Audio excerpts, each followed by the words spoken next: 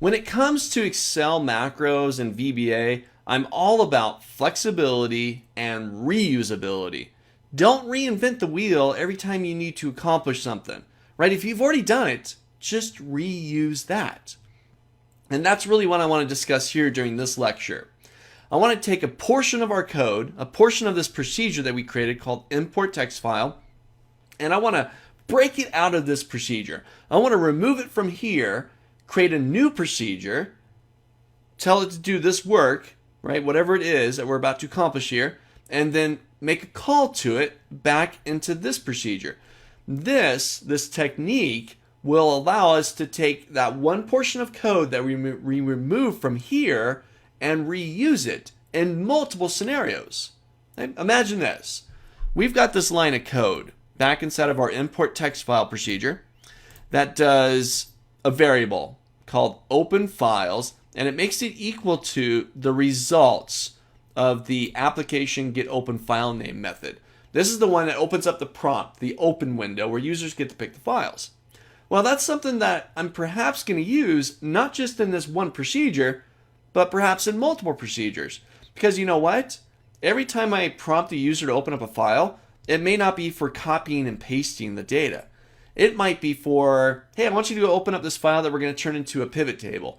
I want to open up this file that we're going to turn into a chart or multiple charts, whatever it is. So this one line of code, I want to be able to use over and over and over again. Okay?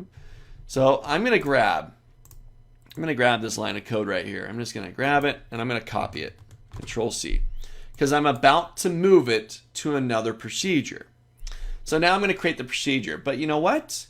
It's not going to be a sub procedure. Sub procedures, all they do, they're really good at it, but all they do is run code.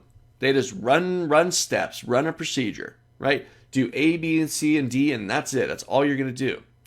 We need a procedure that's going to do A, B, and C, or one thing like us. We're going to open up the browse window, do something, and do it really good. But then once you do it, I want you to get the value and return it back to us. Think about the sum procedure for a moment. The most common procedure inside of Excel. You use the sum function to sum up a range of cells. But is that range of cells always the same?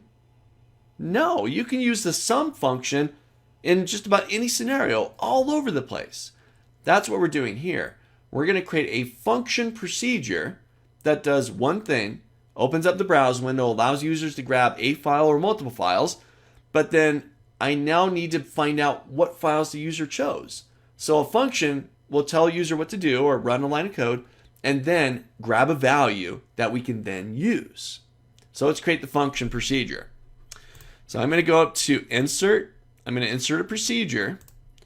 This time I'm going to insert a function procedure. And let's call this get files. There we have it, get files.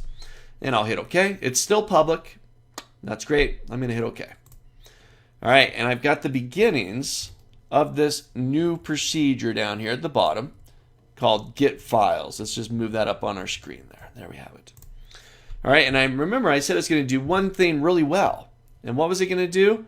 It was going to activate the application. And let me paste this line in here that I copied earlier, Control V. It's going to use the application get open file name method and prompt the user to select a file or multiple files. Now I need to do a little bit more here. Remember, a function does something, single line of code or multiple lines of code, but it returns a value back to you. So I'm not going to fill up open files with this. I'm going to tell it that get files, the name of our procedure that we just created, is going to be equal to the results of the get open file name method. So now get files, the function, returns or is now equal to the results, the files that the user chose. Now I'm going to add one more thing here. This function is going to be of type variant. So that's much like the function that we created earlier, or the variable that we created earlier. Let me scroll up here. This guy right here, open files, is a variant, right?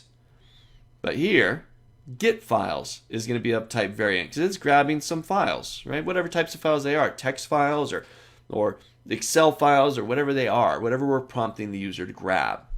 All right, so now we've split out a portion of the code. This function does one thing, does it really well. It gets the results of the getOpenFileName method. Now, let's get back up here. So we no longer need this because our function's doing it. Let's get rid of that. Delete. So now what's OpenFiles going to be equal to? It's going to be equal to the function that we just created called getFiles. There we have it. OpenFiles is now equal to getFiles, so when it runs getFiles, it actually comes down here, runs it here. So now we have this one portion of code broken out, and we could reuse the function getFiles multiple times in multiple different procedures, trying to make something more dynamic, more reusable, right? Don't reinvent the wheel. Create it once, use that in multiple procedures. Let's try it out. Let's see it in action. So it really shouldn't be any different than before, but we've broken it up in our code so that we can reuse it. Let's just delete some of these sheets out of here so I don't run into any naming convention problems. Let's delete those. And let's see, what else do we got here? We got a few more. I'm just going to delete all these extra ones just because I don't want to run into a problem. All right, I'm going to run my procedure, view, macros. We'll view the macros. And let's see, I'm going to grab my import text file. We'll run that. Now, this window, it's not being called from within, right? That macro I just ran. This is being called from the function that we just created. So I'll grab a couple of them here. There's April and December. I'll hit open and give it a moment, and I'm done. There's December and April. Breaking your code up, making it more reusable, right? That's the name of the game here. Automation, but reusability. You never want to rewrite a bunch of code that you've already written before, so create the function, use that again and again. That's simple. Try this out. Get into your Visual Basic window, Alt F11, create the function, and it's going to do the one thing, do it really well, and then you'll just make a call to it. Here, OpenFiles is now equal to this function called getFiles. So try that out. Make your code as reusable as possible.